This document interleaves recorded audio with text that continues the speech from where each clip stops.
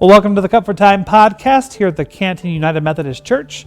My name is Pastor Clay, and I'm joined back again by Eric Stearns, my regular podcast co-host. Glad to have you back, Eric. I'm just glad to be together.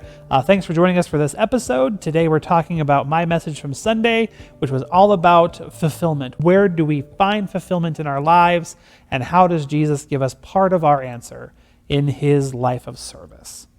So let's get into it. Sounds good. I feel like for me anyway, when I graduated college, my number one goal when I found a job was to make money. Sure. And the more I work, the more I realize that's so secondary to the real purpose of your life. Is not. It's to do something that will make the world around us better. Yeah. And I think that, I believe that more and more all the time. That money will come and go, or the material possession stuff will come and go, but yeah, how we treat others and what our job does for others will make way more of a lasting imprint. Yeah, definitely. I would agree with that completely.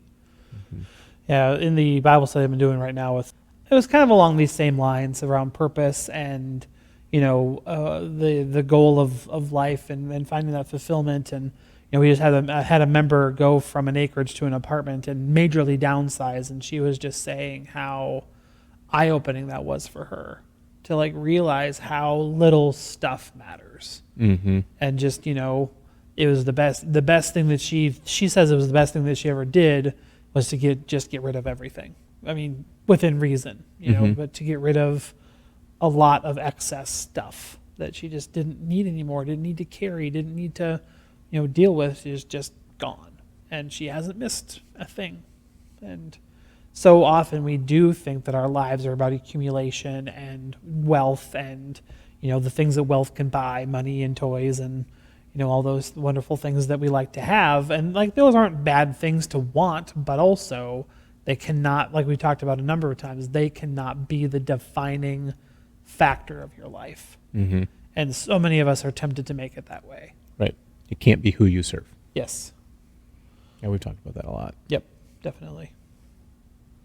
It's kind of the whole premise of a sermon series a while back. But yeah, kind of was. Yep.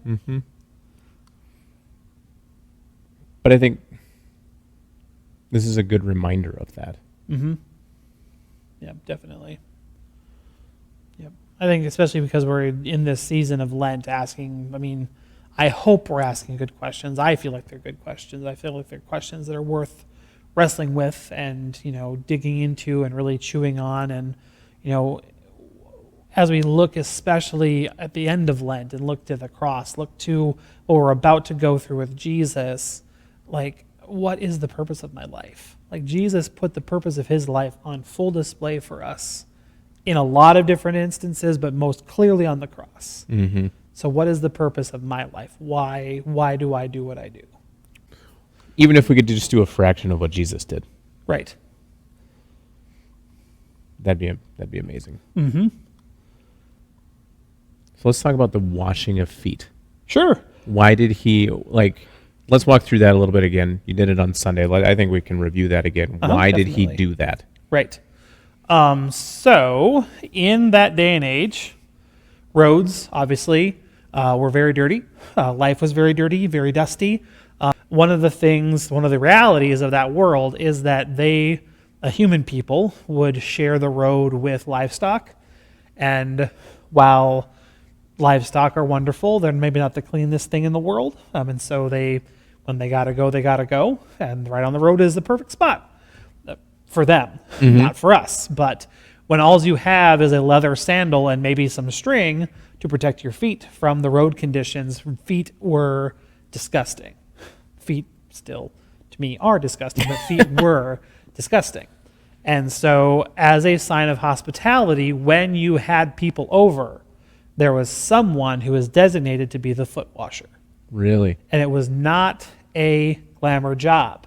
Like I said on Sunday, every commentary that I pointed out said that even Jews that owned slaves would not make their Jewish slaves wash feet because it was such a degrading task, they would reserve it for the Gentiles. Like non-Jewish people were good enough to wash feet. And that's about it. In the absence of a Gentile, a Jewish slave would have to. In the absence of a Jewish slave, like if a parent and a child were walking together and they came to somewhere, it would be the child's job to wash the feet. Or a rabbi and disciples, it would be the disciples' job to wash the feet. It is not the job for the highest ranking person in the group. Mm-hmm. That's why it is so baffling to Peter and others that Jesus would do this. Like there was no plan. Like Jesus had so before this, Jesus sends a few disciples ahead to make preparations for the Passover in the upper room. Part of that would have been picking out who was supposed to be the foot washer. Really? Yes, that should have been a prescribed role. But, I mean, among the disciples, they have these, we talked about on Sunday, they have these fights amongst themselves about greatness. None of the disciples are mature enough to do that job. Mm-hmm. None of them would want to endure that type of a shame. And I feel like Jesus knew this, and Jesus knew what he was doing every step of the way. And Jesus takes on the role of the servant. I just feel, and this could be just me on a branch theologically or about the Bible, I just feel like there was such an apprehension among the disciples. Like, who's going to do it? Mm-hmm. Who's going to do it? Like, we're the whole group, like, when you ask for a volunteer to pray, everyone's like, oh, who's going to do it? Who's going to do it? Who's going to do it? If they all look at the table? Exactly. Mm-hmm. If we say nothing long enough, maybe he'll just do it. And then he did. Then Jesus did. Jesus got up from the table, took off his outer robe, and out of hospitality and out of care for his disciples, he washed their feet. Peter, obviously, being Peter, objects and says, you're not doing this, Jesus. Like, we know who you are. You're not doing this. And Jesus says, if I don't do this, you have no share with me. You don't say if I don't become a servant to you, you cannot become a servant to me. You can't become a servant to others. This has to happen. Mm-hmm. And so though Peter says, well, then fine, if you're going to wash my feet, wash everything, take everything, Jesus. And Jesus is like, no, we're good, but, and then he gets up and he says, do you know what I've done for you? And like part of that, like I said on Sunday, part of that is redefining the relationship, but part of it also is the model. Mm-hmm. The model for serving one another that Jesus is giving now to his disciples. Because as we learned at the start of the scripture, Jesus knows that his hour has come. Jesus knows that there's no way out of this. He's still going to try in the garden and pray out of it. But Jesus knows that his hour has come to glorify God by going to the cross. Mm-hmm. And so he knows that this is one of his last chances to prepare the disciples for what's about to happen and ensure that the Jesus movement goes on beyond Jesus' death. Because the disciples, after Jesus died, they did try to go back to their normal lives. Mm-hmm. But Jesus had bigger purposes for every single one of them, this role of servant.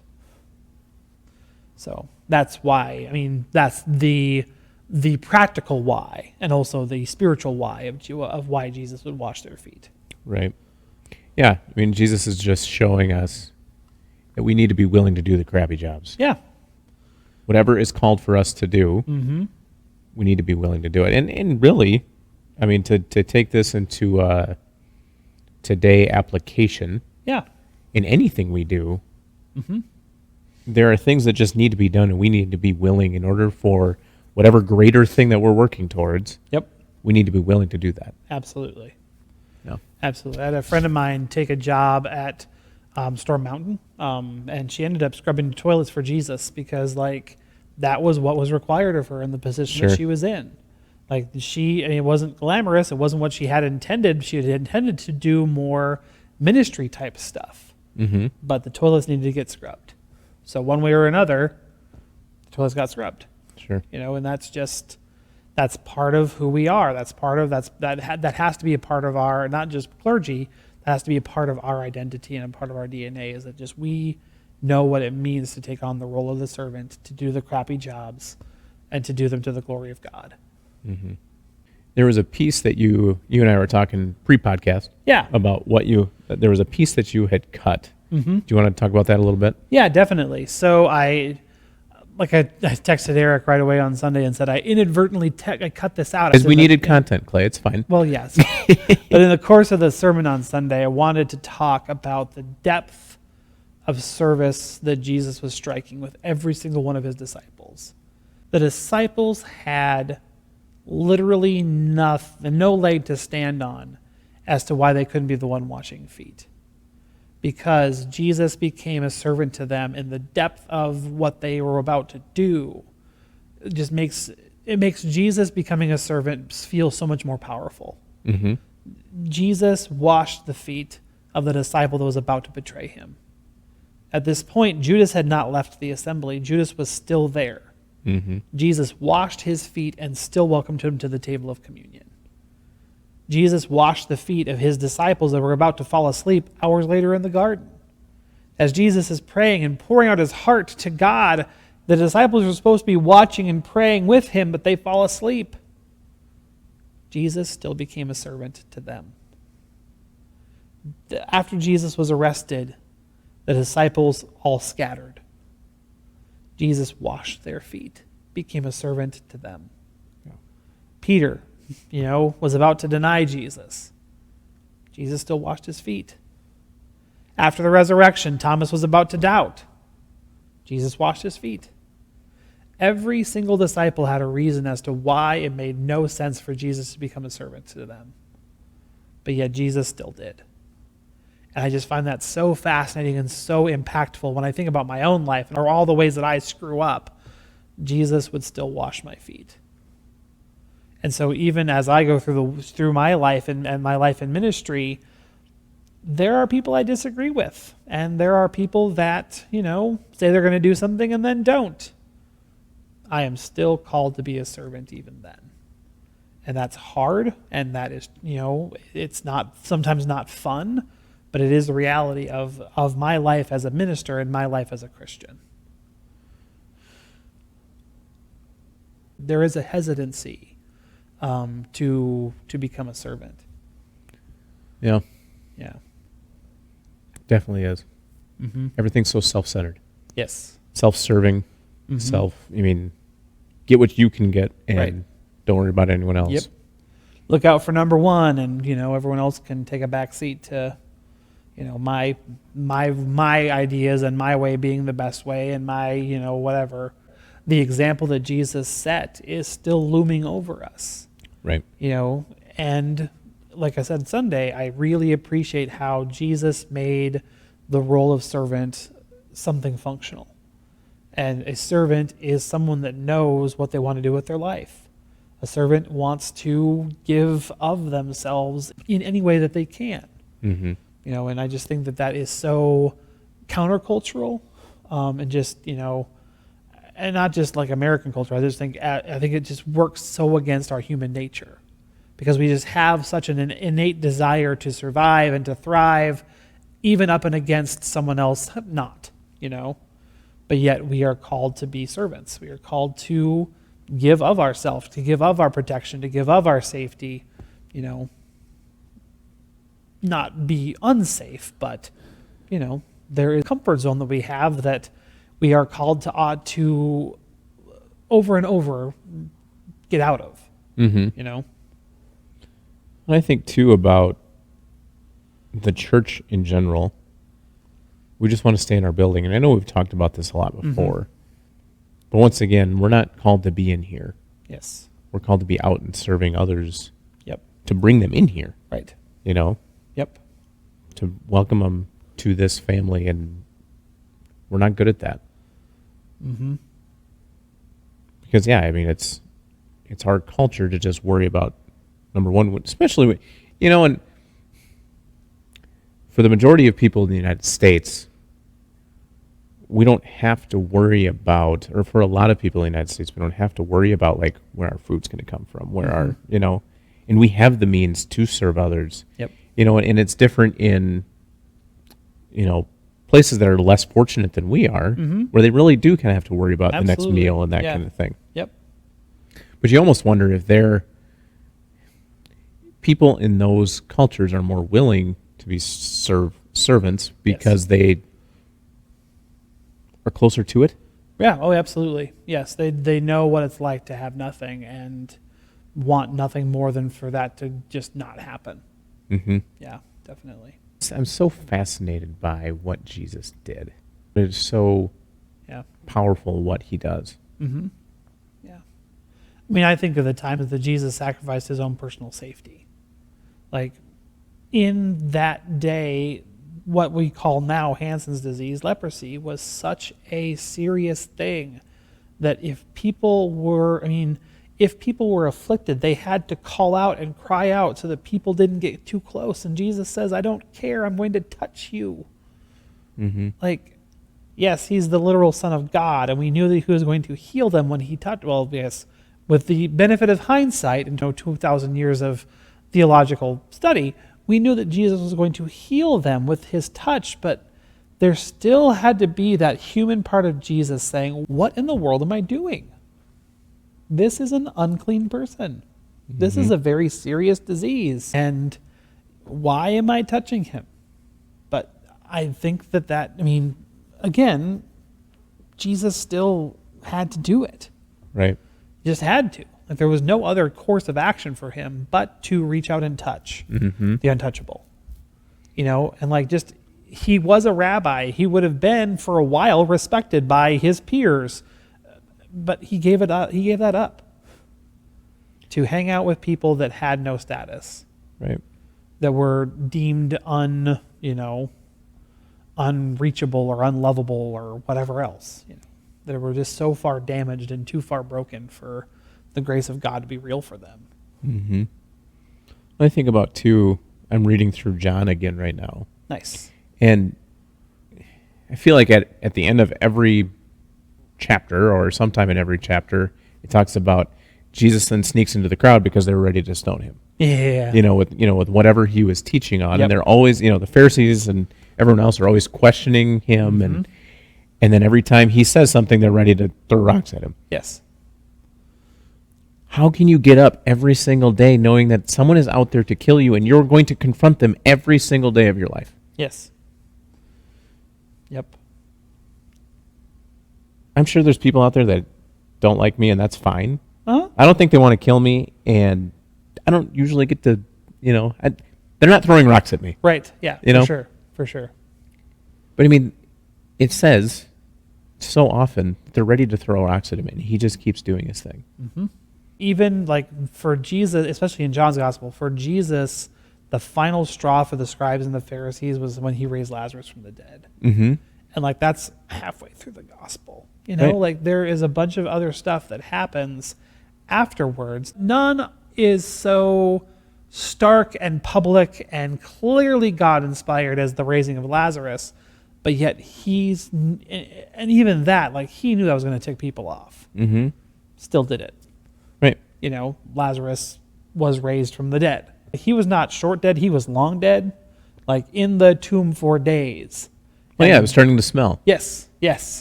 Yep. And so Jesus has them roll the stone away and then offers this really long prayer, so everyone had to stand there and stay in the death stink, and then raises Lazarus from the dead. That was the last straw. The scribes and the Pharisees knew they had to do something about Jesus now.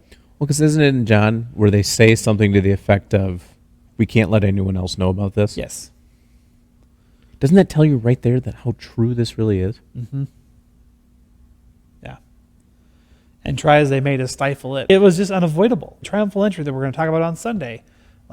Jesus' disciples are making this scene and screaming out and crying out, and the scribes and the Pharisees are tell them to stop. And Jesus is no. And even if I did, the stones would cry out. There is no way that this is not going to be heard. Mm-hmm. There's no way that this is not going to get out. There's no way to stop it. The message of the gospel means that much, and the ministry of Jesus means that much. And then again, even in the triumphal entry, when he's on a donkey, just to show that he is better than the rest of us, but he's not better than the rest of us. Right. You know? Yes. He came to serve us. Yes. Yep. He arrives on the animal of peace, not the animal of war. Yep. Big theme in the triumphal entry stories. Mm-hmm. Yep. So, that's next week. Yeah. Anything else you want to add? Yeah, definitely. So this is a challenge in preaching, is what to do with Palm Sunday. Because unfortunately, by and large, most people come to Palm Sunday and Easter Sunday. They're not necessarily going to come to a Maundy Thursday or a Good Friday service, and so they go right from the Hosanna to the Son of David to the resurrection. And there's a whole lot of stuff that happens in between those things. What we're going to be doing on Sunday is a Palm/Passion Sunday, where we are going to start big and triumphant and, palms and wavings and the things. But as we get through the service, we are going to be talking about the question of suffering. Why is it that we go through hard times? Why is it that we go through suffering? Why is it that Jesus would allow himself to go through this suffering? Why did this happen? And so we're going to be looking at the story, not of the crucifixion. We're going to be looking at the story just before there, where the soldiers mock Jesus, where they strip him, beat him, dress him up as a king, and fake worship him. And one of the commentaries I read today pointed out that in their worship, in their fake worship of Jesus, they don't know that he is the one that at whose name every knee will bow and tongue confess, that they will worship in truth someday. But yet they're mocking Jesus in this moment. Why does Jesus do this? Why does this happen in our own lives, and what can we learn from it? That'll be where we go on Sunday. Awesome. Yeah. Thanks for joining us in this week's Cut for Time podcast. Join us again on Sunday at 10 a.m. here in the church, or again on the podcast next week. Thanks for listening to our Cut for Time conversation. Join us for worship in person or on Facebook Live Sundays at 10 o'clock Central Time. And now go in peace and serve the Lord.